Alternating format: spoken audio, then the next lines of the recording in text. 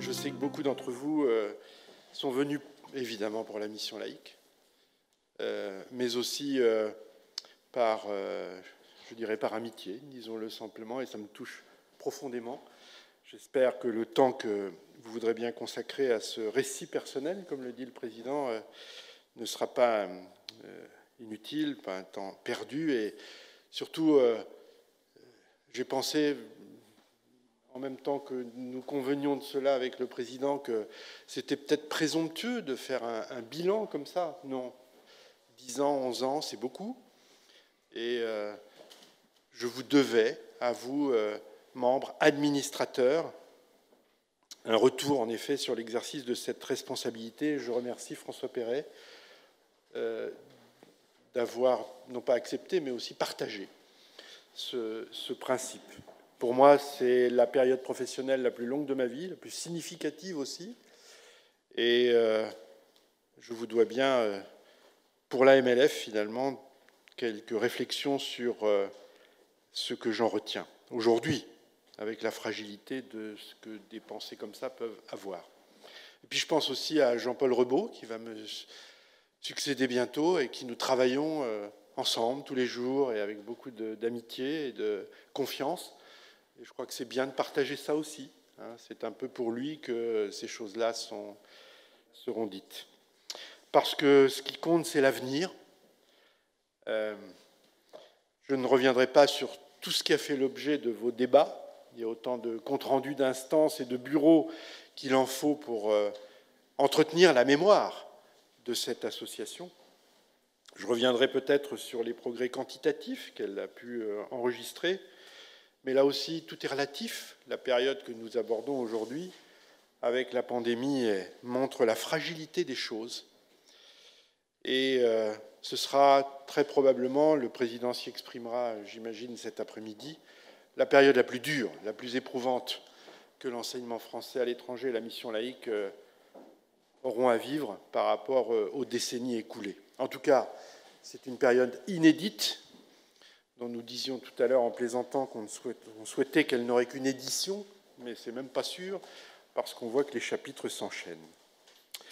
Je voudrais dire aussi que ce récit, pour reprendre ce que disait le président, est tout sauf le livre d'un homme seul, comme pour reprendre un titre intéressant d'un auteur chinois. Le principal atout de ma mission, ça aurait été le facteur humain. Depuis le premier jour où j'ai reçu de Jean-Pierre Bel un coup de téléphone dans le poste que j'occupais alors à Dakar pour me dire « Voilà, je te propose de diriger la mission laïque française ». Il y a comme ça des moments dans la vie tellement surprenants que vous vous dites qu'on est laïque, mais peut-être que Dieu existe. La confiance constante de 3 présidents, du bureau, de vos instances, un fonctionnement des 3 têtes de la direction marqué par une proximité de pensée incroyable, la confiance touchante que m'ont accordée tous mes collègues du siège. Je vous en remercie profondément. La culture associative façon MLF est libératrice d'énergie, d'intelligence, d'audace. Je ne minimise pas un risque qui existe. Je l'ai vécu pendant toutes ces années, mineur, rare, que certains en fassent un mésusage ou une mésinterprétation. La liberté associative, ce n'est pas la liberté tout court. Et il faut se garder de ces dérives qui peuvent parfois perturber la maison. Les collaborateurs du siège de la mission laïque, et je le dis à Jean-Paul, constituent une toute petite organisation, mais complexe, sensible, à laquelle il faut accorder la plus grande attention. Car l'efficacité repose certes sur la technicité, mais surtout sur un engagement moral, collectif, un principe de solidarité auquel il convient de veiller avec soin. Cette équipe, j'en témoigne devant vous, aime sa maison. Ça se sait, ça se vit, ça se partage tous les jours.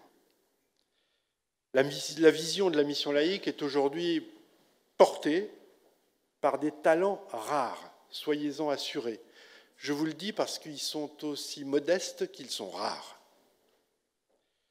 Et ils sont là parce qu'ils y croient et parce qu'on leur apporte la reconnaissance que leur production mérite légitimement. Et puis mesurer, vous parler aujourd'hui, c'est mesurer ce qu'il resterait à faire, parce que c'est infini. La grande différence avec la vie publique dans la sphère associative, c'est le rapport au temps. La première, la vie publique, est en perpétuel mouvement, qu'elle dépasse par le principe de la continuité de l'État. La seconde, associative, mise davantage sur les personnalités, avec les aléas que cela peut comporter. L'un et l'autre excès, le tournis comme l'excessive personnalisation, ont chacun leurs inconvénients. Pourtant, je pense, ce n'est pas moi qui vais vous dire le contraire, que le temps long, pourvu qu'il ne soit pas trop, est le ciment de la culture commune et de l'identité associative qui se substitue, au fond, à l'immanence de l'État.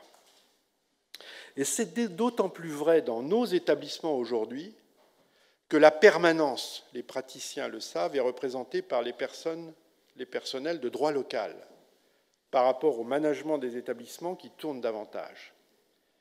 Et nous devons veiller justement à ce rapport au temps qui est tellement essentiel et peut-être casser quelques cadres de pensée par rapport à ça. Enfin, la direction de ce groupe associatif, comment vous la décrirais-je aujourd'hui ? Franchement, on ne dirige pas la mission laïque française, on fait corps avec elle.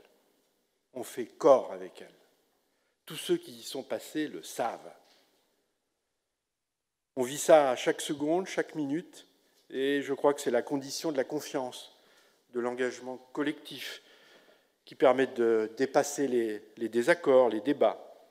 Et c'est ça aussi qui soutient cette disponibilité incroyable des responsables et des collaborateurs qui font vivre cette maison, qui se dépense sans compter.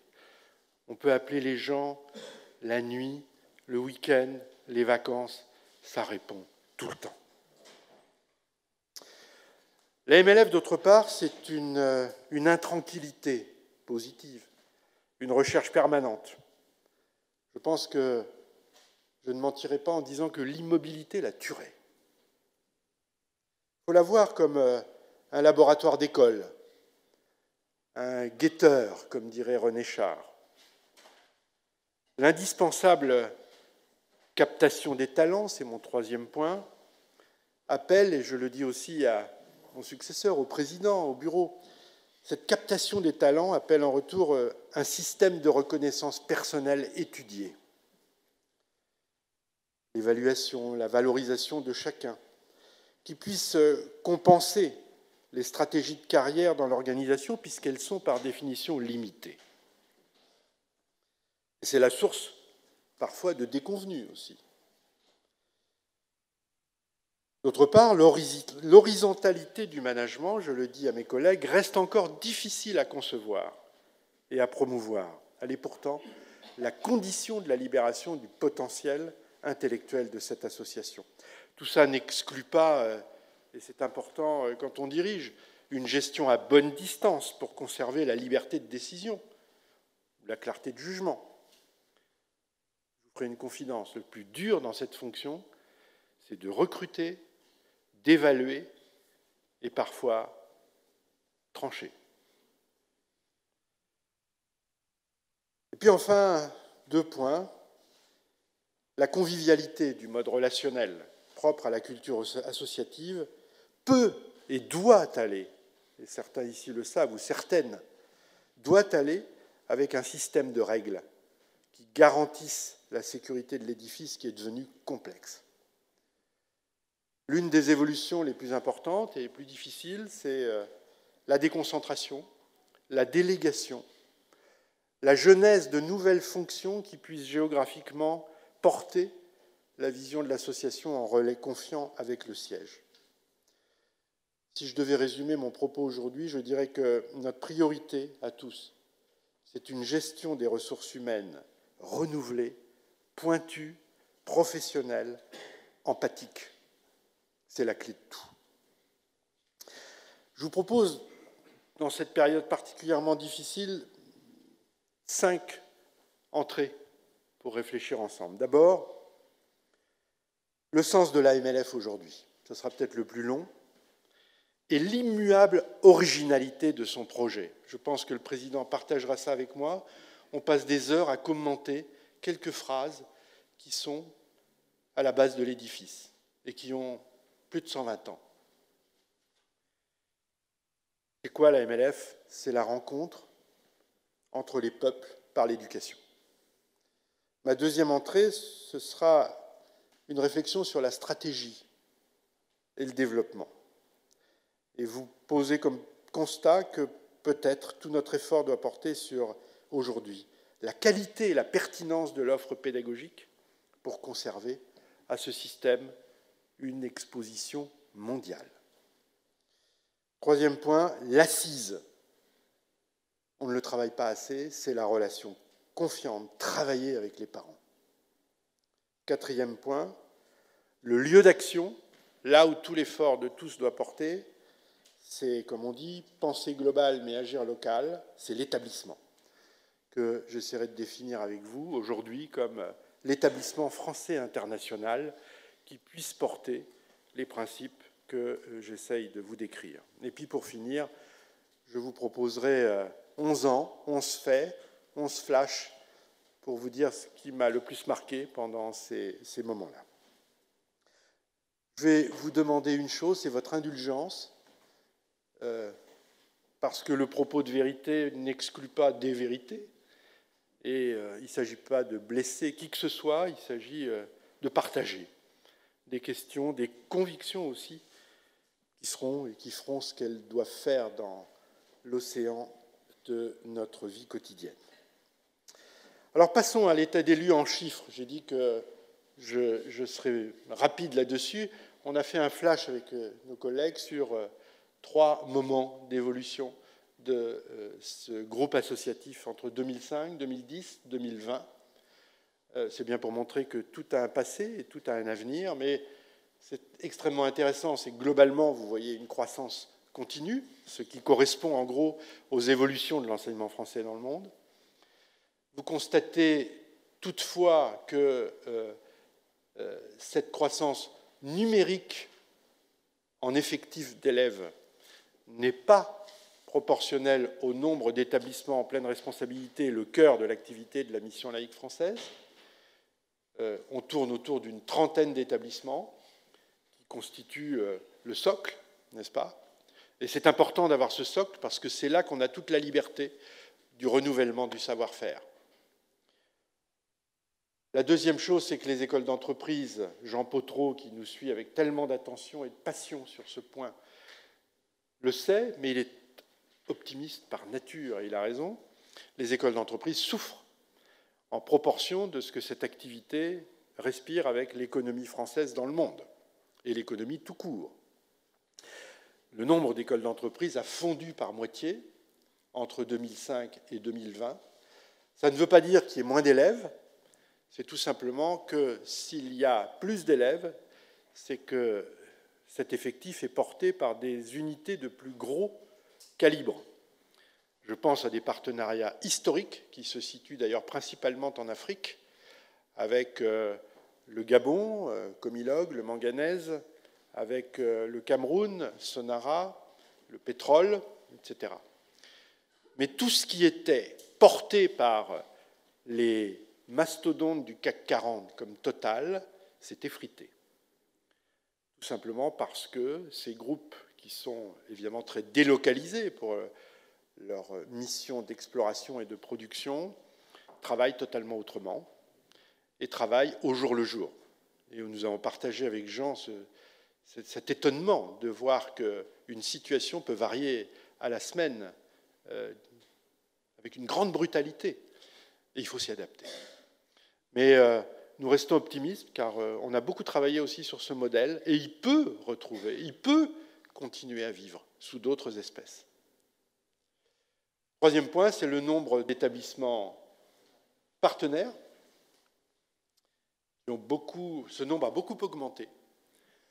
Il correspond à l'évolution naturelle de l'enseignement français. Laurence pourrait le décrire très bien. Et nous n'avons pas échappé à la règle. La EFE, évidemment, et je salue Jean-Paul Négrel, qui représente le directeur de l'agence et qui est fidèlement auprès de nous et qui connaît tellement bien la mission laïque. Nous partageons cela, que les partenariats augmenteront, qu'ils posent une question extrêmement intéressante de portage de l'enseignement français dans ses contenus, son éthique et sa relation avec les pouvoirs publics. Le président peut-être s'y exprimera. Nous pensons aujourd'hui qu'il faut sans doute moins de partenaires, mais de bons partenaires. Pourquoi ? Parce que lorsqu'il y en a trop, on se disperse, on ne contrôle plus grand-chose, et très vite on se heurte à l'insatisfaction de celui qui est venu vous chercher, parce qu'il est très exigeant. En général, il ne paye pas beaucoup, parce qu'il commence. Et puis, troisièmement, il lit les contrats avec des avocats, et si on ne les respecte pas avec suffisamment de scrupules, il nous dit que les promesses sont déçues. Peut-être moins de partenariats, mais de bons partenariats. Grande stabilité du nombre de détachés. Nous avons eu un pic il y a quelques années, et aujourd'hui, on stagne. Vous voyez, en 10 ans, ça a très peu augmenté. J'ai connu une époque, on est monté, Julie Hitcha devrait pouvoir le voir, à 560 postes de détachés. Nous avons plus de personnel de direction de détachés, moins de professeurs, ce qui correspond sans doute à la capacité de libération de détachés par le ministère de l'Éducation nationale et de la jeunesse, qui correspond aussi, très franchement, j'y reviendrai, ça ne plaît pas toujours, mais aux équilibres du dispositif éducatif français à l'extérieur, à sa capacité de financement, et qui pose un redoutable, et c'est pour ça que j'y reviens, pardon, je me répéterai, le problème de l'enseignement français à l'extérieur, c'est la ressource humaine. Alors, l'esprit des lieux, j'ai repris cette expression à un auteur ici présent, c'est Xavier Nord. C'est lui qui avait créé une revue, n'est-ce pas, aux affaires étrangères. C'était l'esprit des lieux pour décrire au fond, ce qui faisait les fondamentaux d'un institut français dans le monde. On s'en souvient. Point de vue des enseignants, c'est normal, le métier, il est alimentaire, c'est d'abord un travail pour eux. L'enseignement français, d'autre part, c'est l'enseignement français. Ça paraît bête à dire comme ça, mais c'est tout à fait, ça questionne. Et la mission laïque n'est pas toujours identifiée par nos propres personnels. Et pas toujours dans le bon sens, notamment par les personnels détachés. Je le dis avec beaucoup de sincérité. En revanche, pour les personnels de droit local, le sentiment d'appartenance se développe en proportion de ce que l'institution leur procure un environnement salarial et social compétitif, très important, là encore, gestion des ressources humaines, et désormais qu'ils les professionnalisent. Cet enjeu est extrêmement important pour le bénéfice que nous en tirons, mais aussi pour leur perspective personnelle. La confiance qu'ils ont dans l'organisation, c'est la progression que l'organisation leur procure, leur propose dans leur propre devenir professionnel. Pour les cadres, il en va tout autrement. Les cadres, ce sont évidemment notamment nos personnels de direction. La plupart adhèrent vite à une institution qui, par rapport à ce qui se passe dans l'État, leur donne le sentiment d'une plus grande liberté d'initiative. Très vite aussi, ils apprécient une relation empathique avec l'institution, favorisant un mode de décision en confiance, une gestion de proximité et des moments de convivialité où ils sont mis en valeur. Et le président a parlé tout à l'heure des congrès. Je crois que c'est là qu'est l'essentiel. C'est là que, à chaque fois, chaque année, le ciment reprend, si je puis dire. C'est une dépense, mais c'est une dépense humaine essentielle pour la vie de cette maison. Avec les personnels de direction, les échecs sont rares, mais il y en a, pour les raisons que j'ai dites tout à l'heure. Mais même quand il y a des échecs, les gens ne sont pas rancuniers. Je peux vous dire que 2 de nos collègues qui ont été pourtant congédiés par cette maison recandidatent 3 ans après, et pas des moindres, en disant « on est heureux quand même chez vous ». Alors je ne sais pas comment on va faire, mais c'est stupéfiant. Troisième remarque là-dessus, l'esprit associatif n'est pas spontanément dans les gènes scolaires. Je le répète, l'esprit associatif n'est pas spontanément dans les gènes scolaires. Car l'école libératrice d'initiative, la vraie, évidemment, elle remet en question des routines de pensée, de vie, les niches de confort, le rapport à la responsabilité. Et vous le savez, dans l'éducation publique, la culture des moyens l'emporte encore souvent sur celle des résultats. C'est tout le contraire à l'étranger. Et c'est une révolution de point de vue qu'il faut administrer. Ça suppose, dans notre univers, de travailler sur 3 séries de contraintes qui ne vont pas sans difficulté. Travailler sur l'éloignement des corporatismes, dont le défaut, vous le savez, c'est que l'intérêt des personnels peut l'emporter sur celui des élèves. Alors je le dis avec beaucoup de liberté, je reste professeur dans l'âme, et donc je n'ai pas de scrupule à le dire. L'individualisme, le libéralisme enseignant, vous le connaissez aussi. C'est aussi une forme de résultat de ce qu'est le métier aujourd'hui. Ça ne construit pas ce dont on a besoin à l'étranger, une communauté d'intelligence et d'engagement solidaire. Mal. Et puis le troisième point qui interroge, j'y reviendrai, la question de l'homologation. L'enseignement français à l'étranger ne peut pas être bridé par une transposition mimétique de ce qui se fait en France, comme si le modèle devait s'imposer comme tel. Alors je sais bien qu'il y a beaucoup d'aménagements, mais ça reste quand même très profondément ancré dans certains esprits. C'est pourquoi nous axons nos efforts depuis 2 ans, et vos instances en sont entretenues, sur la culture d'établissement. Ce mot a étonné, mais qu'est-ce qu'ils ont à inventer ce terme-là, alors qu'il y a le terme de projet, etc., d'établissement. Qu'est-ce que c'est que la culture d'établissement? Et c'est fondamental à l'extérieur. C'est un processus qui doit se faire dans chaque site de fusion des origines et des motivations des personnels dans l'horizon d'un projet collectif. Ce concept, je vous l'assure, n'est pas un luxe de pensée. Tant qu'on n'en aura pas exploré toutes les ressources, l'enseignement français à l'étranger restera dans l'ombre, comme l'ombre portée de l'enseignement français en France. Pourtant, et je le répète, il a besoin d'un corps enseignant homogène, compétent et adapté, d'une agilité pédagogique pour s'adapter au contexte et de hardiesse dans la transparence, la redevabilité, l'évaluation, facteur de confiance de la communauté parentale. Venons-en aux institutions. Et comme vous êtes tous des amis, vous ne m'en voudrez pas à la fin de mon propos si je dis des choses qui peuvent déplaire. Mais ce sont des choses qui méritent d'être dites. La perception extérieure de la mission laïque française a connu des cours variés. Jean-Paul le sait bien, Négrel cette fois, 1990, et la création de l'opérateur public ont été un tournant dans une relation de cette association qui était jusque-là sans intermédiaire avec l'État. Sans intermédiaire avec l'État. La MLF a connu 3 présidents depuis cette date. Tous ont été, dans leur situation professionnelle et personnelle, des militants de l'enseignement français à l'étranger. Et donc de l'AEFE.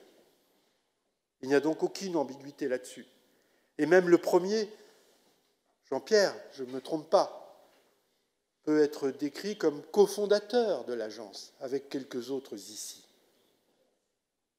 Alors qu'il présidait la MLF, alors qu'il présidait la mission laïque française. Il ne saurait donc y avoir la moindre suspicion sur le sujet. Tous les 3 ont une connaissance fine, intime de l'enseignement français dans le monde. Tous y ont été associés dans ces évolutions récentes et ces réformes. Les exécutifs qui se succèdent ont tous été sélectionnés par des personnels empruntés au corps d'inspection. Si donc il y a tout ça, c'est que cette relation aux institutions mérite d'être plutôt analysée structurellement. Car oui, la relation entre l'AEFE et la MLF, par exemple, depuis 1990, est complexe. Je vous rassure, mon récit est positif, ça se terminera très bien. Mais quelques détours. En 2009, je ne connaissais pas la mission laïque française, ou très peu. Je l'avais côtoyée, rencontrée, dans ses incarnations plus anciennes. Alors, j'étais conseiller de coopération au Maroc, et parce que c'était comme ça, j'ai aidé, certains s'en souviennent, à l'OSUI à se structurer. Et avec d'autres, Michel Bure par exemple, puisque nous travaillions ensemble à l'époque sur cette question, j'ai pu mesurer ce qu'était la difficulté d'une association à naître et à exister face à une forme de supériorité des établissements, disons historiques, des forteresses de l'enseignement français à l'étranger. Quand vous êtes au Maroc, en 2009, c'est Descartes et Lyotet. Le reste, ce sont des choses qui... voilà. Disons-le, l'OSUI fut longtemps un supplétif, regardé avec condescendance, mais accepté comme tel tant qu'il a été un supplétif. J'ai vécu ça, je m'en suis souvenu, parce que pour moi, c'était insupportable. Et il en reste des traces, ici ou là, regrettables. J'en parlerai avec mes collègues de l'agence, parce que, bon, tout n'est pas à dire. Surtout, ce qui est blessant, c'est quand ça touche les élèves et les familles nationales. Qu'on le veuille ou non, il reste dans l'enseignement français à l'étranger des hiérarchies qui sont incarnées sur le terrain, avec une sémantique inappropriée et nuisible au principe d'égalité entre des établissements homologués. Et nous en sommes tous, à des titres divers, les acteurs. L'AEFE avec la MLF peut-être avec la FLEC. On a eu des échanges de ce type. Et il faut en avoir conscience, en franco-français. Ici ou là, l'enseignement français a son vaisseau amiral. On imagine donc que les autres pagayent derrière, avec des plumes, etc. Et des... bon. Un établissement naissant, toujours, est le vassal d'un autre. Ces arrogances franco-françaises ne sont pas de bonne aloi. Mais on ne pourra pas les corriger si les institutions ne les voient pas elles-mêmes et si elles ne s'y emploient pas. Et si elles n'adoptent pas un code éthique qui n'existe pas aujourd'hui, car franchement, cette question n'est pas mineure. Plus profondément, tout tient aussi, pour cet esprit des lieux, à la relation en France, entre l'État et la société civile. Entre l'État et la société civile. Je le dis parce que quand on passe de l'un à l'autre, alors on voit ce que c'est. Et l'État ne s'en rend pas toujours bien compte. Le premier est tout, la seconde, le reste. L'État porte la nation, la sphère associative est l'expression de l'engagement des citoyens. Les deux ne sont pas contradictoires, mais l'articulation dépend de la volonté de l'un de comprendre et d'entendre la voix de l'autre. Et quand je dis ça, je ne dis pas que l'État ne nous écoute pas, je dis simplement que là encore, c'est profondément ancré dans des fonctionnements et dans les structures. Et pourtant cette voix, et je vous le dis à vous, je le rappelle, la mission laïque, là, au travers de son histoire, du droit et de son projet. L'histoire, contrairement à d'autres, elle est unique dans son genre. C'est de ça que nous parlons si souvent. La MLF a un père fondateur. Et ce père fondateur, Pierre Deschamps, il a une caractéristique principale, c'est que pour servir la vision qu'il avait de l'enseignement français, ce qui n'était même pas à l'étranger, c'était les colonies à l'époque, eh bien, il a éprouvé le besoin de fonder une association. Vous me direz, c'était le moment. Mais tout de même, ça interroge. Ça veut dire simplement que pour promouvoir la vision décalée et efficace qu'il avait de l'enseignement français, d'où il venait, dans les territoires où il travaillait, eh bien, il fallait cet écart-là et cette liberté-là. Alors vous me direz, il n'y avait pas de structure étatique pour gérer l'enseignement français à l'extérieur. Qu'importe, il y avait déjà des lycées. Non, lui, il crée une association. Dès le début, et il faut s'en souvenir, l'associatif est la condition de possibilité d'un projet qui ne pouvait pas être étatique, par construction et par l'esprit. La mission laïque, par son histoire, et ça je veux le souligner parce que c'est ce que nous vivons, elle vit au pouls de la France, hors de France. Elle la sert avec rigueur, au point sans doute d'illustrer un trait pertinent de ce que souhaite aujourd'hui le président de la République pour le développement de l'enseignement français à l'étranger. Un partenariat public-privé qui développe l'empreinte éducative française dans une relation attentive à tous les publics et principalement désormais les publics non français. Acteur de l'aventure scolaire extérieure, la mission laïque emporte les blessures autant que les succès. Et les blessures, je vous assure, elles sont profondes. Mais elles sont aussi incroyablement régénératrices de l'esprit de la maison. J'en citerai un exemple dont le président parlera sans doute aussi, puisque ça fait partie de nos projets. À Alexandrie, eh bien, en 120 ans, nous aurons réimplanté 5 fois le même lycée. 5 fois. Il faut y croire, non ? Ce qui devrait être porté à crédit de la MLF, c'est qu'elle le fait en portant le risque, avec une aide de l'État, certes, constante, mais sans craindre que cette aide puisse diminuer, parce que c'est la vie, et en recherchant toujours les solutions alternatives. C'est de là que vient l'intranquillité permanente. Un État ne peut pas disparaître, et ses agents le savent bien, notamment les fonctionnaires. Tel n'est pas le cas de l'association, où l'école est une entreprise, ça ne plaît pas ce mot, mais c'est pourtant vrai, dont l'avenir est toujours révocable. Le Liban, cher Rima, c'est bien ça qui nous arrive aujourd'hui. L'avenir est toujours révocable. Mais on sera toujours là dans 5 ans. On ne cesse de le dire au personnel. Ça n'empêche pas de rappeler que dans l'adversité, je le dis, chère Laurence, très proche de nous, l'État a toujours soutenu la MLF avec des moyens variables, mais j'en tirerai une conséquence. C'est sans doute que la MLF pour l'État est une nécessité. L'histoire, mais il y a aussi le droit. C'est celui des associations dans lequel, dès le départ, dès son origine, la MLF a nidifié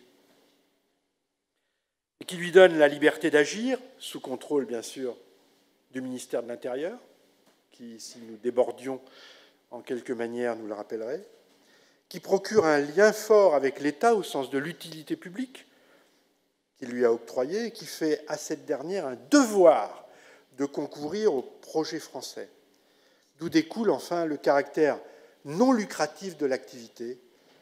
Et je le souligne ici parce que ça va être déterminant pour l'avenir de l'enseignement français dans le monde. Cette question du but non lucratif, qui est tellement difficile à faire comprendre aux parents, mais essentiel. Enfin, le projet. L'utilité publique ancre la MLF dans le projet français, garantie par l'homologation. De l'autre, la liberté associative autorise à le décliner et le partager avec d'autres cultures. Et c'est cette tension qui est positive, et c'est ça qui installe depuis toujours la mission laïque dans son travail. Elle permet, sur les marges de l'innovation, cette tension, et avec l'appui de la recherche, de faire entrer le programme français en dialogue avec des langues et cultures étrangères, et surtout, ce qui va être un problème pour l'avenir, de garantir son acceptabilité. Moi, je ne pense pas qu'on puisse exclure que certains établissements français dans le monde redeviennent, au regard des autorités nationales, des établissements communautaires, tout simplement parce qu'on n'aura pas su les transformer comme de vrais établissements à profil international. Et ces caractéristiques, l'histoire, le droit, le projet, tout ça souligne la spécificité de la MLF par rapport à d'autres entités de l'enseignement français à l'étranger, mais la rapproche singulièrement de l'AEFE. Et c'est peut-être ça, cette étrange proximité par ces trois caractères-là, qui fait que nos relations ne sont pas si commodes que ça. Quand on est trop jumeaux, ce n'est pas si facile. Chacun dans la sphère publique ou associative. Alors on comprend que dans ce paysage de l'enseignement français, le petit massif de la mission laïque interroge. Soit on le considère, soit on le contourne. Mais je vais dire une chose, il a une existence, un sens, et le jardinier, lui, qui est besogneux, mais quand même fier de son travail, entend qu'on ne le piétine pas, le massif. C'est pour ça que parfois, nous sommes un peu incommodes. Sourcilleux. Inversement, et c'est très important de le dire, il est clair pour la MLF qu'elle évolue dans le grand réseau de l'enseignement français à l'étranger. Elle reconnaît l'État, ses règles, son opérateur public, mais elle leur demande en échange de faire crédit d'une identité dont il a besoin lui-même. Tout est là. Un responsable d'administration centrale a récemment écrit au président de la MLF en lui rappelant qu'à ses yeux, il n'y avait qu'un réseau. Mais il a évidemment raison. Comment dire le contraire? Mais le fleuve est composé de l'apport de plusieurs rivières, n'est-ce pas? Sans qu'on lui dénie sa réalité de fleuve. Et ce dernier, à un moment ou à un autre, il perd lui-même sa propre identité dans la mer, dans l'océan du monde. Alors pensons ce grand réseau comme l'apport de multiples rivières, dont chacune modèle et sculpte un paysage. Et c'est cette diversité-là qui fera, dans le futur et dans la complexité du monde, la force de l'enseignement français. C'est toute une posture de l'État qui, ainsi, mérite d'être questionnée. Autre constat, entre les deux opérateurs publics et acteurs associatifs, la concurrence vraiment est un faux problème. Peut-être qu'on peut donner cette image, elle est erronée. Mais la recherche de la complémentarité, elle, est aussi un chemin difficile. Pourquoi? Actuellement, cher Jean-Paul Négrel, et je ne vais pas déflorer le propos, et je pense que le président dira s'il est en accord ou pas avec moi sur ce point, nos débats touchent, au fond, au fonctionnement même de l'enseignement français à l'étranger. Juridique, sur la lecture des textes qui régissent cet enseignement au travers des lois et règlements couchés dans le Code de l'éducation et qui déterminent la compréhension, non pas le rôle pivot, puisque ce sont les termes consacrés de l'opérateur public sur le réseau scolaire. Mais cette lecture juridique, dans les interstices et l'évidence, elle donne toute sa place aux acteurs associatifs ou autres dans la relation avec l'opérateur.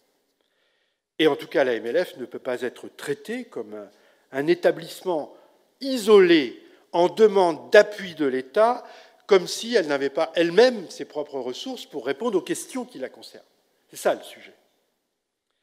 Question pédagogique aussi, dès lors que l'objet de l'association, c'est celui-là, de créer justement une vision pédagogique de l'enseignement français dans le monde. Enfin, une question cruciale, financière, et l'AEFE le sait, dès lors qu'elle est sommée, par ses tutelles, de recouvrer des créances sur tous les établissements au motif de services, quand il nous semble légitime de considérer que ces services, comme la formation, peuvent relever du choix délibéré des acteurs.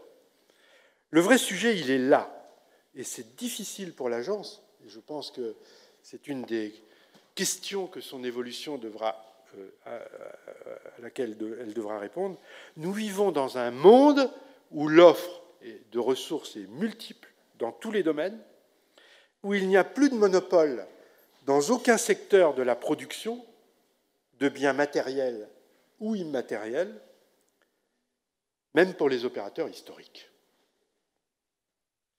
Mais la question qu'on doit poser aujourd'hui à l'enseignement français à l'étranger est plutôt celle-ci. Comment, aujourd'hui, se forment les résultats excellents partout dans les établissements? Comment se forme la performance de ces établissements à l'étranger? Les conditions en sont si diverses. Les moyens, les modes de gestion, les systèmes de formation, le nombre de détachés variant de 0 à 90% de l'effectif enseignant. Et d'un autre côté, je le dis à mes collègues de l'État parce que c'est un vrai sujet, la littérature est si faible pour comprendre la production de l'enseignement scolaire français dans le monde que ce pan de l'activité française vit sur des représentations toutes faites, qui toutes sont contestables. Toutes sont contestables. Et jamais sur une analyse objective des réalités. Alors bien sûr, il y a l'homologation, il y a des tonnes de rapports, mais ça n'est pas une analyse, au fond, de la production scolaire française à l'étranger. Et pourtant, cela serait indispensable pour peser réellement, et l'État y est impliqué dans le coût que ça représente, la valeur des divers intrants qui font la valeur globale de l'enseignement français dans le monde aujourd'hui. Puisqu'on parle d'économie, elle est centrale pour le développement de cet enseignement français. Les rapports publics abondent là-dessus, et c'est évidemment à l'État et à lui seul d'en tirer les leçons avec un regard comparatif entre notamment les résultats produits et les moyens qui y sont consentis. Je vais vous faire ici juste une petite incise personnelle. Personnellement, j'ai été, en tant que responsable exécutif de votre institution, souvent blessé par les questions qu'on pouvait lui adresser ou les critiques. Moins aujourd'hui peut-être, mais encore. Elle soupairait les personnels de recrutement local. Elle respecterait moyennement le droit. Elle nuirait de ce fait aux valeurs françaises qu'elle affiche. Alors je n'écarte pas le fait que les corporatismes ont évidemment intérêt plutôt à trouver qu'un modèle vaut mieux que l'autre. Mais c'est oublier et ignorer que les établissements français à l'étranger sont tous de droit local désormais, soumis au droit local, aux grilles de rémunération pour les agents locaux du droit du travail local, que désormais il sera de moins en moins question de compter sur une extraterritorialité sur laquelle on a beaucoup joué dans l'histoire récente. Et qu'enfin, ce n'est pas parce que la MLF, pour servir des objectifs de qualité, s'affranchit du cadre de gestion sacro-saint paritarisme public de l'enseignement français hexagonal, qu'elle ne respecte pas ses personnels. Loin s'en faut. Et je vais vous en donner un indicateur que mes collègues gestionnaires des ressources humaines pourraient vous dire. Le nomadisme des personnels de droit local chez nous n'existe pas. N'existe pas. Tout simplement parce qu'ils apprécient le traitement social et favorable qui leur est réservé, je pense, au siège, comme à l'extérieur. Je pense que ces suspicions, finalement, elles ne nous intéressent que parce qu'elles ne sont pas propices à un regard renouvelé sur la gestion de l'enseignement français à l'extérieur, dans un monde qui n'est plus du tout le cocon protecteur qu'il fut, et dans lequel il est nécessaire désormais d'évoluer, et je pense à EFE et MLF ensemble, sans être pour autant des concurrents ensauvagés, pour reprendre un terme aujourd'hui qui fait débat. Alors on parle souvent de réforme de l'enseignement français dans le monde. Pour les uns, elle est encore à faire, quand d'autres, en général plus institutionnels, disent qu'elle est déjà faite. Moi, je pense qu'on peut dire que l'enseignement français dans le monde n'est pas un objet de réforme. Car, moins qu'un objet identifié de politique publique, c'est un assemblage où on trouve en minorité des établissements jadis publics et en majorité des organismes associatifs ou privés locaux autofinancés et qui ne sont pas réformables par l'État, ceux-là. Donc ne parlons pas de réforme de l'enseignement français dans le monde. Mais toutes ces entités sont unies par la reconnaissance, l'homologation que leur procure le ministère de l'Éducation nationale. Et ça, c'est une valeur cotée, vendable. C'est comme ça. Et ces entités en acceptent les conditions. Mais il y a une élasticité à ne pas trop rendre élastique, si je puis dire. Parce que tous ces établissements entendent garder leur liberté, d'autant que beaucoup affichent plusieurs appartenances. J'avance ici une conviction, c'est que l'avenir de cet enseignement à l'étranger tiendra moins à un grand soir de réforme qu'à deux évolutions. L'une, c'est l'évolution de l'homologation. L'État le sait, nous ne cessons de le dire. C'est la clé de voûte de l'édifice. Mais la France a intérêt maintenant à le penser comme un grand système d'accréditation à portée mondiale, ce qu'il n'est pas.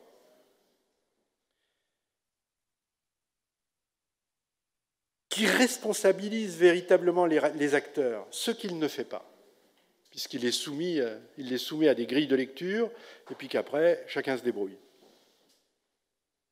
Ce qui manque à l'homologation, je vous le dis, et je le dis à nos collègues qui représentent l'État, c'est l'empathie avec les établissements.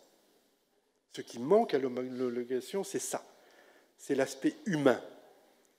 L'éducation, c'est une question humaine, d'acteurs. Si on ne transforme pas cette procédure en un dialogue, on verra l'homologation diminuer.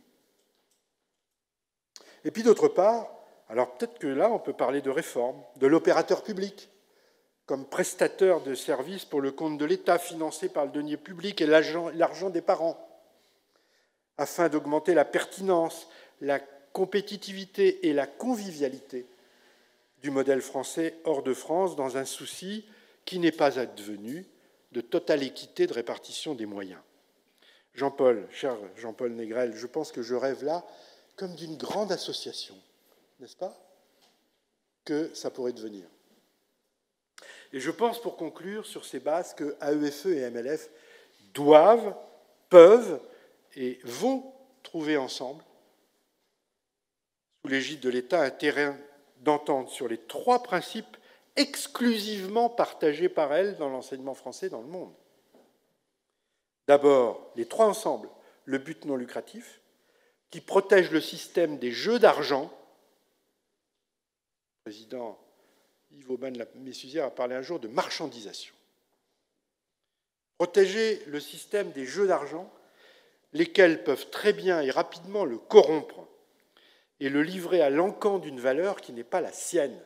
Et ça commence. Il faut regarder. Mais les deux acteurs doivent aussi se demander, par rapport à ce but non lucratif, comment rendre transparent et lisible un système culturel non lucratif, donc non commercial, qui fonctionne de façon croissante avec l'argent de ses clients, mais qui leur donne une place incertaine dans la gouvernance de l'établissement et du système. Ensuite, les deux sont liés à l'État par une mission de service public, d'utilité publique pour nous.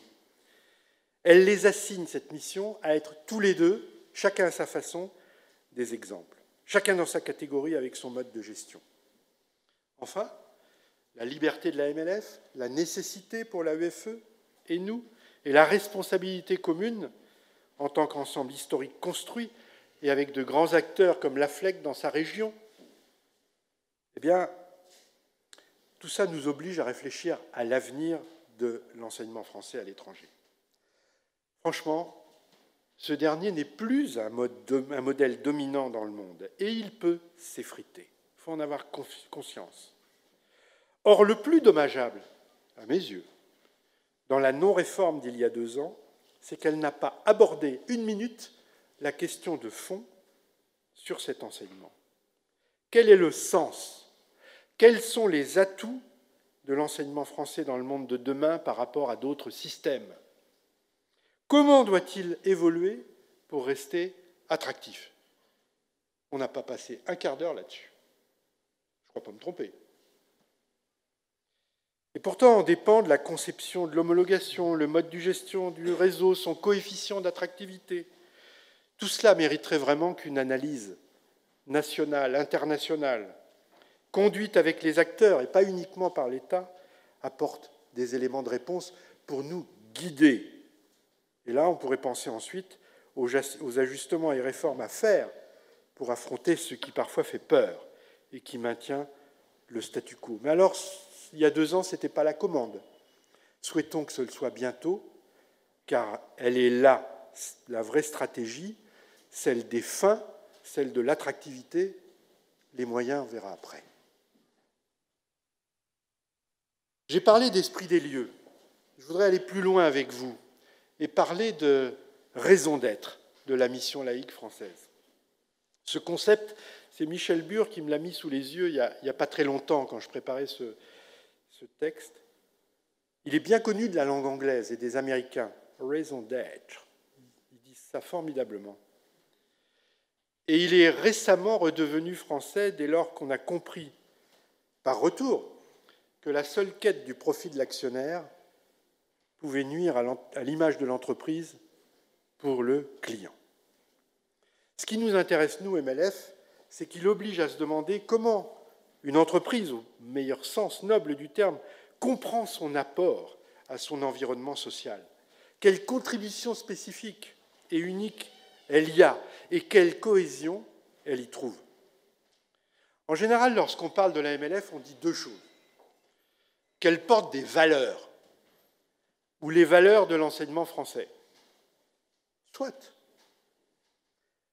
La vérité, me semble-t-il, c'est qu'elle n'a ni l'exclusivité de ces valeurs, ni une compréhension particulière, par exemple, de la laïcité, de la liberté et de la tolérance, ni plus ni moins d'autres que la l'AEFE. Tout simplement parce que notre pays et son école n'ont pas cette exclusivité-là non plus. Au Mexique, on sait ce que c'est que la laïcité, depuis longtemps, par exemple. De la MLF, on dit aussi qu'elle est agile, ce qui est une manière de dire qu'elle va là où les autres ne peuvent aller. On peut s'en flatter, mais n'est-ce pas le propre, n'est-ce pas, Rima, de toute bonne association, d'aller là où son objet la porte? C'est normal. De plus, restons modestes, l'agilité n'exclut pas qu'on puisse se prendre les pieds dans le tapis et qu'on confonde chiffres et qualité, ce qui a pu nous arriver aussi. Comme le dit toujours mon ami Michel Bure, qui est un garçon très intelligent, une bonne entreprise préférera ces temps-ci se protéger comme le hérisson plutôt que faire le malin comme le renard. Alors, cette raison d'être. Revenons au père fondateur, Pierre Deschamps, dont la vision, en pleine période coloniale, revenait tout simplement à la quête d'un enseignement français qui respecte les principes suivants. 1. L'égale dignité des cultures. 2. Le respect de l'autre dans sa langue et sa propre culture. Donc la nécessité pour la culture étrangère, la nôtre, de se reconstruire avec la culture de la société d'accueil pour y être accepté. Et pour cela, il fallait une pédagogie qui rende leur place à la langue et à la culture indigène, j'emploie à dessein ce mot, et qui leur donne forme et dignité. C'est un sacré programme. Eh bien, je peux dire par expérience que moi, qui, 80 ans plus tard, issu exactement de la même formation, et enseigné dans des lointains africains francophones, où la France ne se posait absolument pas la question, Rabelais, Montaigne, Proust et quelques autres, il m'a fallu du temps pour retrouver ces principes-là. Et il m'a fallu, à l'inverse, être dans les responsabilités culturelles hors de France pour mesurer les limites, voire les dégâts silencieux d'un enseignement et d'un système de formation qui ne s'oblige pas à ces détours de pensée. Par exemple, l'aporie du bilinguisme, hors pays anglophone, évidemment, parce que quand ces pays parlent anglais, ils ne vous posent pas la question. Le français s'aligne. Et tout de suite. La forme de violence exercée par l'entrée a priori dans la langue française, et je pense au Maghreb, acceptée, assumée même par les parents étrangers qui parce qu'ils souhaitent une bonne école, finissent d'accepter des règles de soumission culturelle et linguistique, jusqu'à presque mettre de côté leur culture d'origine par souci d'efficacité pour leurs enfants. C'est ça l'histoire pendant des décennies, depuis la fin du protectorat de l'enseignement français, par exemple, au Maroc, même si ça a bougé. Et le risque ici ou là de former des élites hors sol et finalement en risque d'être assignés aux marges de leurs sociétés respectives quand elles reviennent chez elles. Ces phénomènes caractérisent encore la présence culturelle française sur les anciennes terres de l'Empire français. Les Américains et d'autres disent, ça m'a frappé, la première fois qu'il y a des décennies j'ai entendu cela, vous êtes arrogants. Ils disent ça. Et ils disent, ce faisant, parce qu'en général ils ne sont pas si méchants que ça, que cela nous nuit. Et je crois profondément qu'il faut encore, et sans relâche, décoloniser les esprits, et c'est à notre école de le faire, parce que c'est sa mission. C'est cela qui est inscrit depuis la Révolution dans nos constitutions, notre droit et notre morale publique. Eh bien, si je devais résumer d'une expression lapidaire ce qu'est la raison d'être de la mission laïque française depuis 120 ans, je dirais ceci: promouvoir une pédagogie de la rencontre entre les cultures. Promouvoir une pédagogie de la rencontre entre les cultures. Pédagogie, car si c'est toute une politique d'éducation qui est en jeu, ce sont les questions de plurilinguisme précoce, de mise en contexte des contenus disciplinaires, d'interculturel, de modes d'apprentissage propres à produire de l'autonomie qui sont premières et qui nous occupent en permanence. Tant qu'on n'aura pas compris à Bamako que les petits Maliens ne parlent pas dans la même base arithmétique que nous, n'est-ce pas, Bertrand Comelin? Tant qu'on n'aura pas commencé par ça pour se présenter devant eux, on n'aura rien compris, non seulement à l'apport de ces gens-là, à la façon de voir le monde, mais à la façon de voir le monde tout court quand on n'est pas chez nous. Ça n'est qu'un exemple. Prenons les choses à l'inverse. Le respect de la diversité, la laïcité comme principe de cohabitation respectueuse des croyances et des identités, la liberté de penser pour construire une vision pacifiée de la communauté humaine et intelligente, ce ne sont que des valeurs suspendues dans le ciel des idées si elles n'ont pas le levier de la pédagogie de la rencontre culturelle qui concerne les élèves entre eux, les professeurs entre les différentes catégories qui les composent, et je vous assure qu'il y a des océans parfois entre eux, et les parents. Que dire des institutions, y compris la nôtre, pour lesquelles, par exemple, je le répète, la connaissance du système scolaire du pays d'accueil et de son programme ne sont même pas une obligation faite aux enseignants qui entrent dans nos établissements. Ce n'est pas normal. Et nous en portons tous la responsabilité. Pédagogie donc, car c'est elle seule qui peut faire dialoguer deux visions de l'école.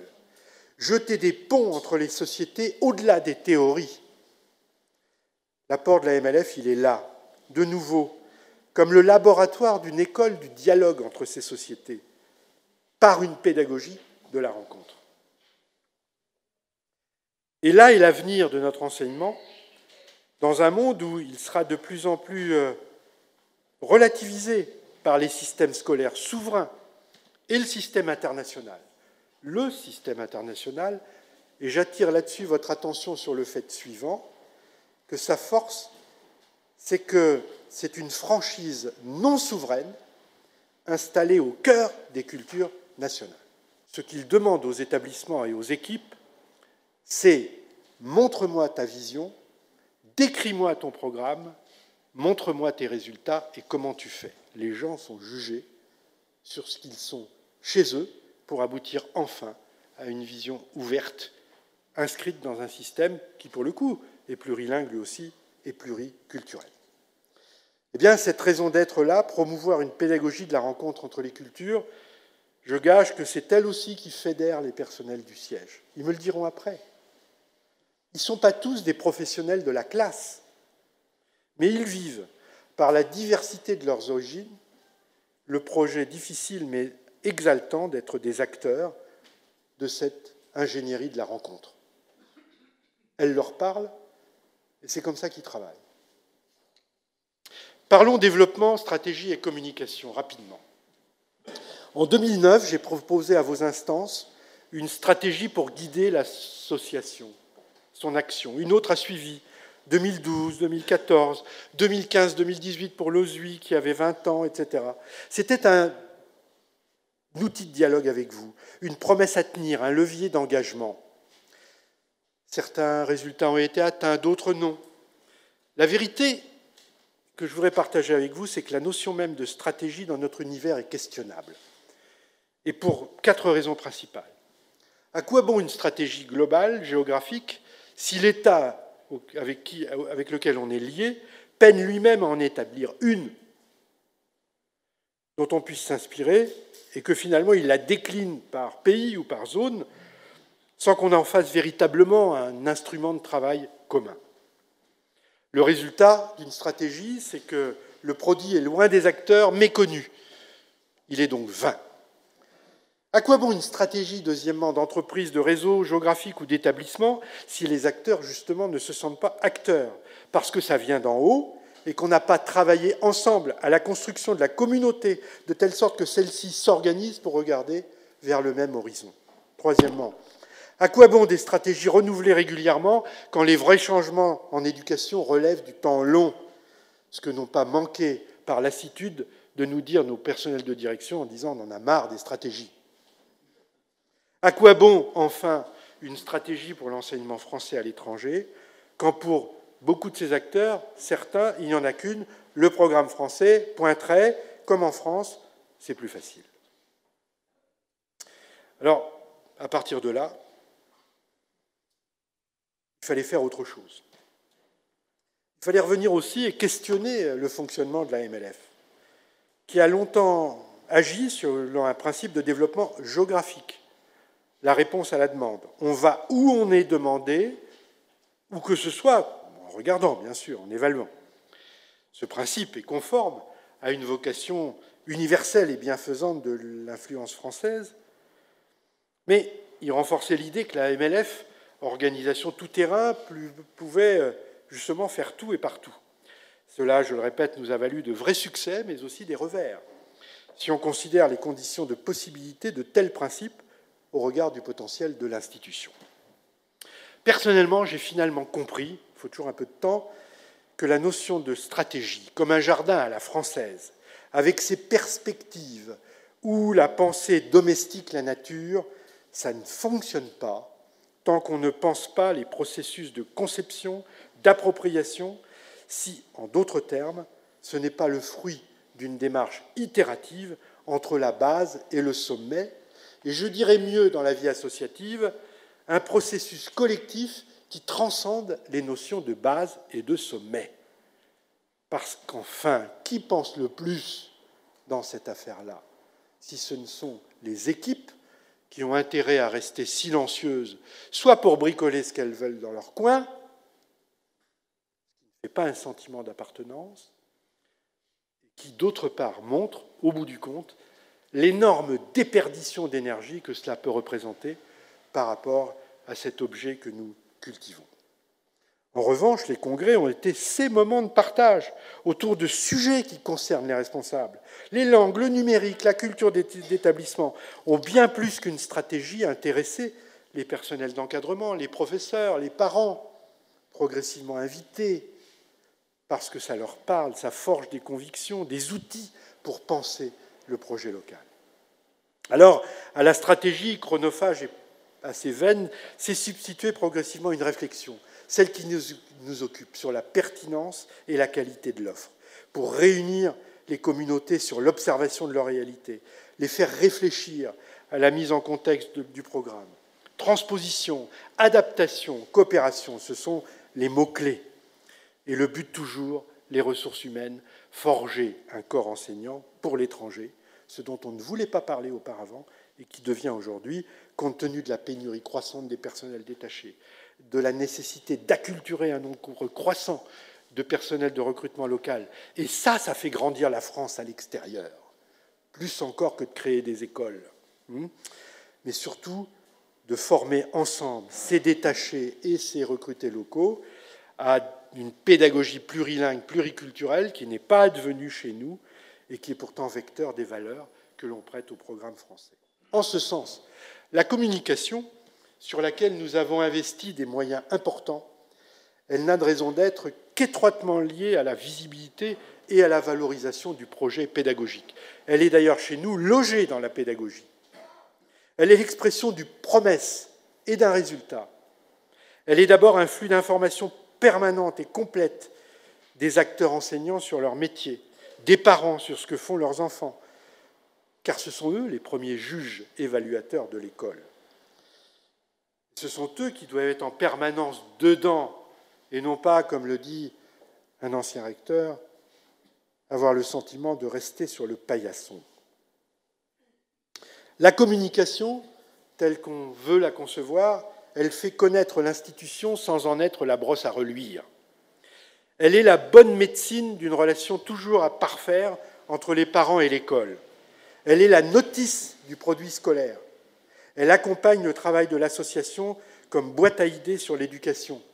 Il n'y a pas aujourd'hui une feuille de papier à cigarette, même si on ne fume plus, entre les syllabus que le service de la pédagogie va créer avec les établissements pour décrire le programme et la communication qui s'en fera en direction des parents. Elle accompagne le travail, cette communication, de l'association comme boîte à idées sur l'éducation. Elle en ausculte la réception et les appréciations. Elle est là pour créer un lien de confiance par la transparence. Elle valorise le travail des équipes locales auxquelles on donne la parole de plus en plus, de toute manière possible. Et vraiment, je le dis, nous avons une équipe formidable au siège, dont toute la production est visible sur notre site et qui est extrêmement agile, et qui fait qu'aujourd'hui, dans bien des médias, ce sont les établissements qui sont mieux connus. Les parents, maintenant. Selon les moments, selon les difficultés, on les voit comme le problème, plus souvent que le reste, alors qu'ils ne sont que la solution, car sans eux, on n'existerait pas. Et c'est ça qu'il faut commencer à dire à chaque rentrée scolaire. La pandémie a exacerbé les difficultés que nous connaissions depuis longtemps et qui ne vont pas nous lâcher. Tant les sociétés sont stressées partout, appauvries, il faut s'en souvenir. Elles reportent sur l'école, et l'école privée payante, les angoisses que la vie leur procure. Tout simplement parce qu'elle est l'institution la plus proche, parce qu'elle leur coûte, mais parce qu'ils y conduisent leurs enfants, et qu'elle est la seule médecine qu'ils voient pour l'avenir au travers de leur éducation. L'argent, plus que jamais, est central dans cette relation. 14 ou 15 ans de charges croissantes sur les budgets domestiques, qui sont, eux, en réduction, voire incertains. Pour beaucoup, c'est désormais trop.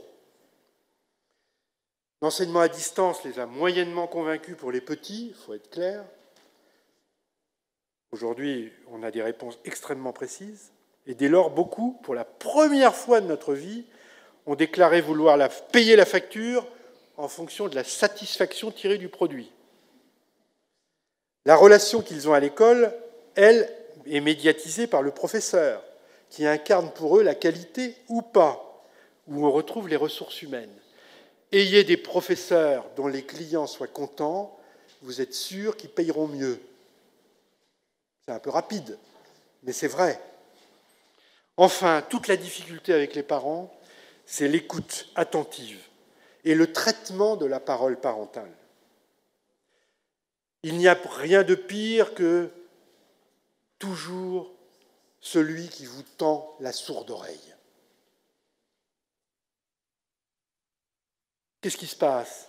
C'est là que les parents s'en remettent aux réseaux sociaux et à leur tumulte et qui braillent, il faut le dire très clairement, parce que ça nous arrive beaucoup plus fort que le reste pour être entendu. Quelles sont les questions de fond que nous avons à résoudre aujourd'hui? Le but non lucratif est très mal compris par les communautés parentales, qui comprennent qu'elles contribuent au développement d'un réseau sans en être les actionnaires. Nous, on comprend pourquoi. Tout simplement parce que ça menacerait les objectifs du réseau. Prenez des parents individuellement pris, ils réagiront individuellement par rapport à leurs préoccupations. Deuxièmement, la dépense scolaire renvoie pour l'essentiel aux ressources humaines. La qualité d'employeur, et ça dans l'enseignement français c'est un vrai problème, est souvent critiquée au motif des manquements relevés dans le service des enseignants, sans que nos outils de suivi soient à la hauteur de la question. Quand on aura eu un corps enseignant beaucoup plus homogène et qualifié, ce qui peut arriver, on aura beaucoup moins de problèmes. Tant qu'on le fait reposer sur des visites d'inspection à la française, le problème se creuse. Autre chose, le succès de l'enseignement français vient de ce qu'il a réussi jusqu'à présent à rester dans un coût moyen, en convenance avec les classes moyennes supérieures qu'il fréquente, y compris aux États-Unis. On dit que c'est cher, mais c'est quand même comme ça que ça se passe. Là encore, cette question va obliger à revoir nos choix, et notamment la rationalité de la dépense dans la gestion des ressources humaines, toujours la même. Il ne s'agit pas de payer moins les gens, il s'agit d'investir pour que la satisfaction que leurs compétences procurent soit reconnue. Et puis il y aura des changements. L'école est profondément transformée par ce qui se passe. La forme scolaire traditionnelle restera, mais elle va évoluer. À distance, hybride, dans des espaces à la fois moins contraignants pour les élèves et moins coûteux pour l'institution comme pour les parents. Vous avez aujourd'hui des grappes de parents qui quittent les établissements formels pour créer des foyers de formation avec le CNED ou avec d'autres outils de formation à distance parce qu'ils considèrent eux-mêmes que leur responsabilité peut être engagée, que le résultat sera là, etc. Ce n'est pas la majorité, mais ces faits sont à observer. Quant aux représentations parentales élues, comme dans la démocratie que nous vivons, elles ont appris à être sur le qui-vive. Elles sont malmenées, souvent injustement, jusqu'au dégagisme, quand elles paraissent trop proches de l'institution. Et elles connaissent le risque permanent de basculer du côté de la majorité qui ne veut pas payer au moins, au mépris d'un débat équilibré sur la nature du fonctionnement scolaire. Et je voudrais rendre hommage devant vous, même si elle est absente, à de grands présidents ou présidentes de parents d'élèves, comme Marie-Claude Aboufadel, à Jeddah, aujourd'hui malmenée par des gens qui défient son conseil de gestion, qu'elle quitte d'ailleurs, tout simplement parce que les gens se croient plus forts et se permettent de juger, alors que, et j'ai été obligé avec le consul général local à Jeddah d'intervenir pour expliquer ce qui s'est passé depuis des années et combien la vertu ne mérite pas les injures qu'on lui fait. Alors, quelles sont les solutions? La première, faire de l'école une maison de verre, ce qui n'est pas toujours spontanément dans notre culture française. Entretenir un flux continu d'informations sur ce que fait l'enfant à l'école, ce que fait l'école, communiquer sur la qualité de l'offre. 2, développer l'évaluation, c'est tout à fait essentiel, notoirement insuffisante à l'étranger. Les instruments de dialogue avec la communauté parentale sont extrêmement ténus. Confier des audits financiers à des cabinets externes, nous l'avons fait au Liban, pour reconstruire le dialogue avec la communauté parentale sur des bases objectives. Je ne dis pas que c'est plus facile, mais au moins sur cette question-là, on est clair. On ne peut pas être embêté ni par la justice, sauf par les malvoyants. Valoriser les associations élues, les accompagner par une formation professionnelle, comme ça se fait d'ailleurs aux États-Unis, par exemple. Un board, il se forme chaque année avec des intervenants externes. Parce que c'est une profession, c'est un métier. Il y a un code, là encore, de la représentation parentale. Il n'existe pas vraiment chez nous. Et renforcer le dialogue local, car c'est au niveau local que le dialogue avec les parents doit se faire, en organisant, ils en ont besoin, des consultations régulières qui remontent au siège et aux instances pour donner l'assurance d'un dialogue et d'une recherche de solutions qui donnent toute leur place aux parents. Un grand rapport sur l'éducation à l'étranger a proposé un médiateur, comme on le fait dans l'éducation nationale. Je pense que la consultation régulière, la remontée des questions, le retour de réponse en direction des communautés parentales, un travail est beaucoup plus utile peut-être qu'une médiation qui ne peut pas intervenir sur des établissements qui sont de nature différente. Venons-en au lycée français international. Pourquoi ce contexte ? Peut-on être un lycée français à l'étranger comme une enclave dans un pays souverain ? Non. Est-il efficace de confier l'effet de nos établissements à une marque qui les communautarise quand on recherche un effet universel ? Souvent, j'ai vu que des parents ne venaient pas chez nous parce qu'ils pensaient que c'était que pour les Français.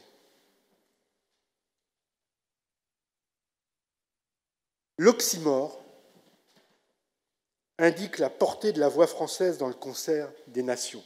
Il souligne qu'un lycée français peut aussi avoir plusieurs appartenances et surtout qu'il s'affiche comme un lieu de dialogue entre notre nation et les autres. L'expression est venue au Maroc au moment d'une réflexion sur la communication accompagnant le nouveau lycée Massignon qu'on a reconstruit il y a quelques années. Il s'appelait groupe scolaire, dénomination désuète, anonyme, voire insignifiante. Et c'est pour ça qu'une nouvelle expression s'imposait, et je remercie l'Éducation nationale, représentée ici par Nelson, quoique dans un lieu particulier de l'éducation, d'avoir accepté ce baptême, entre guillemets, lycée français international. Il y a derrière ça une triple question, une triple vision pédagogique, politique et juridique. À la fois la fidélité au système source et d'autre part son adaptation à l'extérieur. D'abord, c'est une architecture mentale, philosophique, culturelle, architecturale. Aujourd'hui, l'OSUI, et nous pouvons en être fiers, je crois, c'est un ensemble identifié comme tel, par ses murs, par ce qui s'y fait, par son programme et par le dialogue qu'il y a entre les établissements. Je ne reviendrai pas sur la pédagogie plurilingue, pluriculturelle, numérique. Sur le numérique, je ne retiendrai qu'une phrase, je l'emprunte à Delphine Regnard, ici présente, qui est notre spécialiste du second degré et du numérique. Elle m'a fait une phrase, parce que je l'ai interrogée l'autre jour là-dessus, je la cite. « Ce serait non-assistance à personne en danger que de ne pas veiller à une éducation au numérique. » Et elle dit, ni mage, ni démon, mais c'est un remodelage total du monde et de la transmission aujourd'hui, comme on l'a vu pendant le confinement. L'interculturel m'intéresse en revanche beaucoup plus. J'en ai déjà parlé, et il faudrait le cultiver. Ça pourrait être un beau sujet de congrès. Un sujet qui est à la fois historique, politique, pédagogique, de la gestion, là encore, des ressources humaines.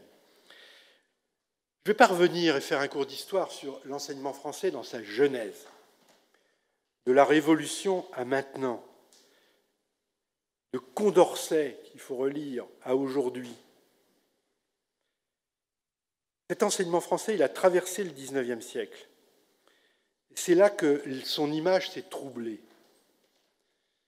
Sa conception révolutionnaire, en 1993, était incroyable, d'une pureté absolue. Son application était plus compliquée, mais le XIXe siècle ne l'a pas aidé. Parce qu'il porte, dans cette France du XIXe siècle, successivement impériale, royale, puis républicaine, une forme de consolation de la double perte de l'Empire et de l'amputation territoriale sur la scène européenne. Son incarnation, c'est ça. C'est d'ailleurs la contradiction de Jules Ferry et ce qui lui a été le plus reproché. L'aventure coloniale, dont la langue et l'école française sont un des vecteurs, elle reste scotchée à la présence éducative française extérieure et elle lui procure une forme d'ambiguïté à laquelle s'accroche le fait que la République, n'étant laïque que chez elle, elle n'a jamais hésité sur le fait de faire porter son universalisme humaniste par des établissements confessionnels. Ça n'a jamais posé de question à personne. Eh bien, la MLF, là encore, c'est sa singularité dont il faut se souvenir. Elle naît de cette contradiction-là, mais elle la travaille depuis 120 ans. École de la République par son origine, elle assume tout l'héritage laïque, et c'est le trait de génie de Pierre Deschamps d'avoir produit l'oxymore qui la désigne, mission laïque, tout en se gardant de brandir l'étendard de la laïcité à l'extérieur.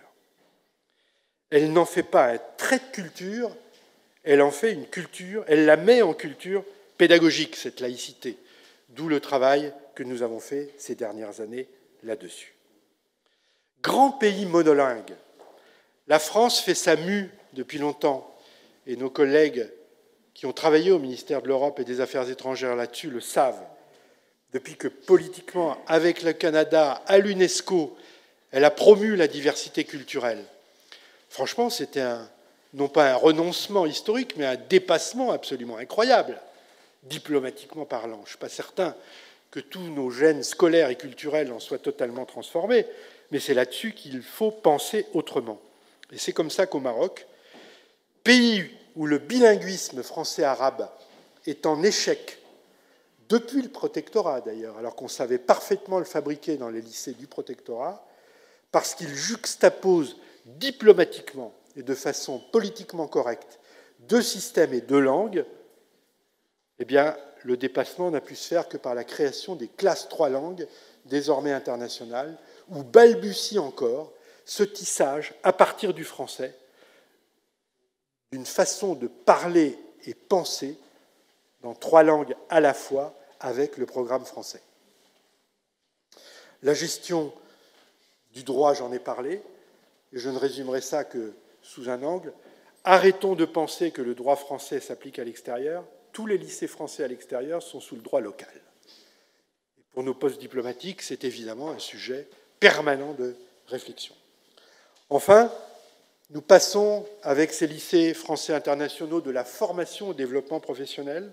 C'est une question d'avenir pour construire un corps enseignant, comme je l'ai décrit, à la fois par ses contenus, par ses profils. Et si je devais résumer les principes qui sous-tendent cette appellation, c'est que pour nous, il n'y a pas de formation comme un verre à remplir parce qu'il serait à moitié vide.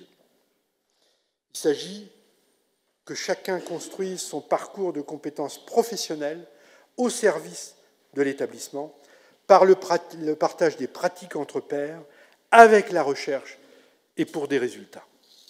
Maintenant, 11 ans et 11 faits, où chacun pourra peut-être reconnaître ce qui pour moi sont des moments marquants, à la fois jubilatoires et parfois douloureux de notre vie associative. Agadir, 17 avril 2013, Jean-Paul Négrel toujours s'en souvient, décision de fusion de 2 établissements AEFE et OSUI à Agadir. Et je dois le dire, ce qui nous a permis de réussir, c'est un alignement unique des planètes, État, AEFE, MLF OSUI, pour réussir ce pari. Si Hélène Conway-Mouret était là, puisqu'elle était en charge de cette responsabilité à l'époque, elle pourrait commenter. Donc, si pour un projet d'intérêt général on peut réussir, on peut continuer de réussir. Florence, Daniel Petit, avec qui on a fait ça. Florence. Une angoisse énorme, partagée.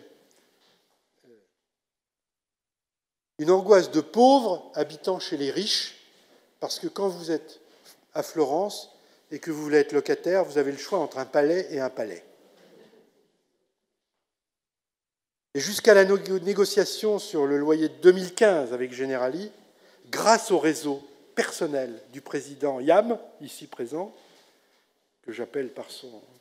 Voilà, on n'aurait pas réussi à dépasser cette énorme difficulté, ce qui me permet d'insister sur la nécessité, mais vous le savez tous, d'administrateurs engagés ayant un pouvoir d'influence, un carnet d'adresses pour défendre cette maison. Le Qatar, Voltaire, pardonnez-moi d'en parler, et j'en parle devant l'État. Défaite de la laïcité et d'une forme de morale dans le monde de l'enseignement français à l'étranger. Je vais être extrêmement dur, et je sais que je m'adresse à des parlementaires. Quelles que soient les maladresses de la mission laïque, ou ce qu'on a pu lui reprocher de raideur, elle défendait des principes.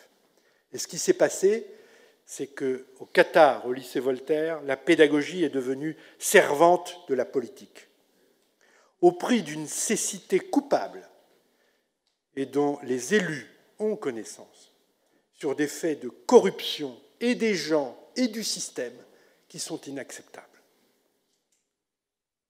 Et je pèse mes mots, et si on veut m'accuser, qu'on le fasse.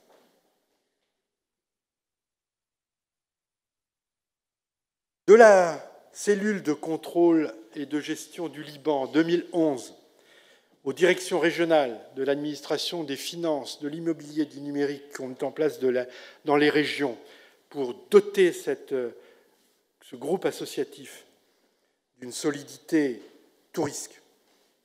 Il y a quelque chose qui est en train de se passer, c'est le changement de profil des métiers de l'encadrement.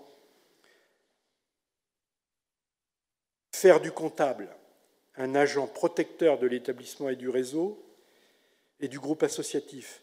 Faire du proviseur, ce qui lui est parfois dénié en France, un véritable chef de la pédagogie et des ressources humaines dans la globalité et l'ambition de leur projet. Et évidemment, avec un respect total de la fonction de l'ordonnateur et du comptable, c'est évident.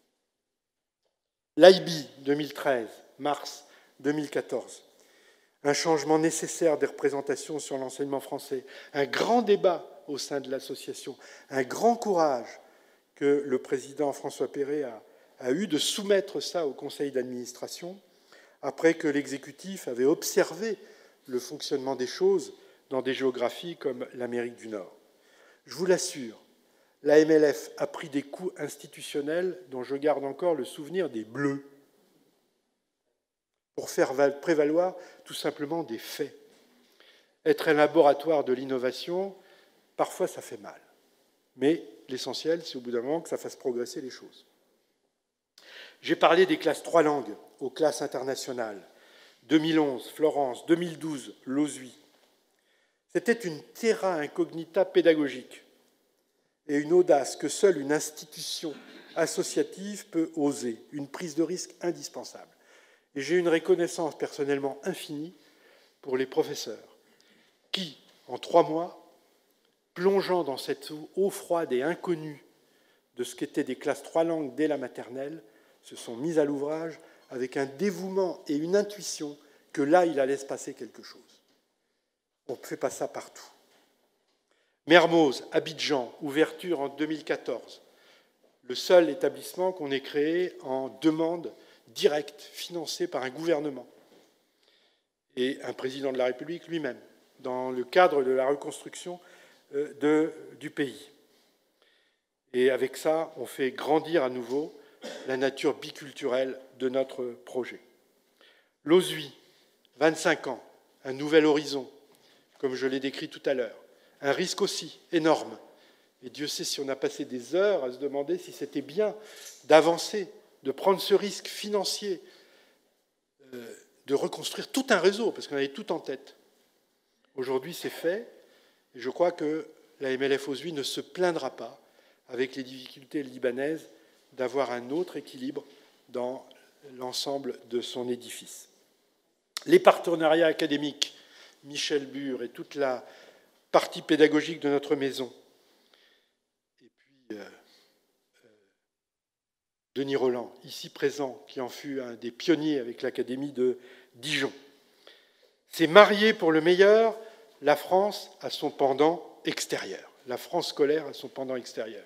Nous y croyons dur comme fer, car c'est une coopération qui part du terrain, qui fonctionne sur des projets, qui s'inscrit dans les établissements et qui, là encore, nous fait grandir ensemble. Et je remercie les recteurs, et nous devons reprendre les choses parce que le tournis des mouvements administratifs est ce qu'il est, il faut à chaque fois reprendre la conviction. Oser et développer.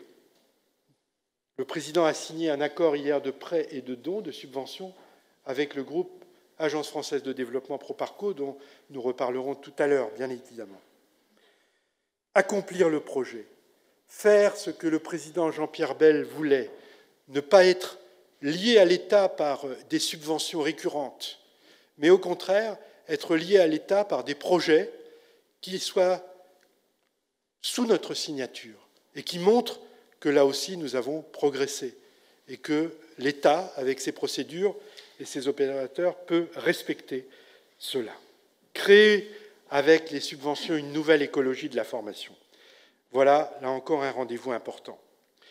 Et puis, le 11e fait marquant pour moi, mais il se reproduit chaque année, sauf avec ce qui se passe sous l'empire de Covid-19, qui nous domine tous, les congrès, créer une culture commune, faire vivre la culture associative, exposer la production de l'association, partager. Pardon d'avoir été trop long, et merci.